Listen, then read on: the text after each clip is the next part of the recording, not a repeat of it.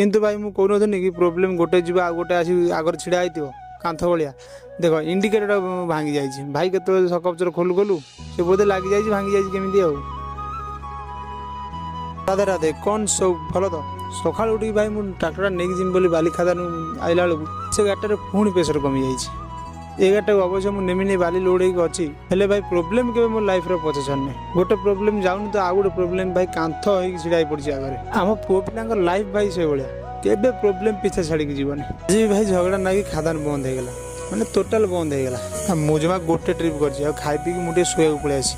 ଆଉ ଏବେ ବର୍ଷା ଦେହ କେତେ ଜୋରେ ହେଲାଣି, 9ଟା ଜମା ହେଇଛି, ବର୍ଷା କେତେ ଜୋରେ ହେଲା। ମୋର ବି ଟିକେ ନିଦଟା କମ୍ପ୍ଲିଟ୍ ହେଉନି ଜମା। ଆଜି ଟିକେ ପୁରା ଶାନ୍ତିରେ ଶୋଇପଡ଼େ। ଶୋଇକି ଉଠିଲା ବେଳକୁ ବର୍ଷା ପ୍ରବଳ ହେଲାଣି। ଆଜିଠୁ ବୋଧେ ଚତୁର୍ଥୀ ମାସିଆ ଭଳିଆ ବର୍ଷା ଲାଗି ରହିଯିବ। ଆଉ ଏତେ ଜୋରେ ବର୍ଷା ହେଉଛି, ଟିକେ ଛାଡ଼ି ଯାଉଛି ପୁଣି ଟିକେ ପରେ ଟିକେ ବର୍ଷା ହେଉଛି। 4ଟା ବେଳେ ହାଫରେ ମୋର ପୁଣି ଆମେ ପଳେଇଆନୁ ଗାଡ଼ିଟା କାମ କରି। ପଛ 2ଟା ସକପଚର କାମ ହେଇଥିଲା, ଆଉ ଆଗ 2ଟା ସକପଚର କାମ ହେଇନଥିଲା। ଏ ସକପଚର କାମ ନ କଲେ ଭାଇ ଗାଡ଼ି ଚଲେଇ ହେଉନି। ଆମେ ପଳେଇ ଆସିନୁ ଗାଡ଼ିର କିଛି ଜିନିଷ କିଣିବାକୁ। ଆଉ ଗଲାବେଳକୁ ନା ଭାଇ ଆମର କାମ ଅଧା ଅଧି। କିନ୍ତୁ ଭାଇ ମୁଁ କହୁନଥିଲି କି ପ୍ରୋବ୍ଲେମ୍ ଗୋଟେ ଯିବ ଆଉ ଗୋଟେ ଆସି ଆଗରେ ଛିଡ଼ା ହେଇଥିବ କାନ୍ଥ ଭଳିଆ। ଦେଖ ଇଣ୍ଡିକେଟରଟା ଭାଙ୍ଗି ଯାଇଛି, ଭାଇ କେତେବେଳେ ସକପଚର ଖୋଲୁ ଖୋଲୁ ସେ ବୋଧେ ଲାଗିଯାଇଛି ଭାଙ୍ଗି ଯାଇଛି କେମିତି ଆଉ।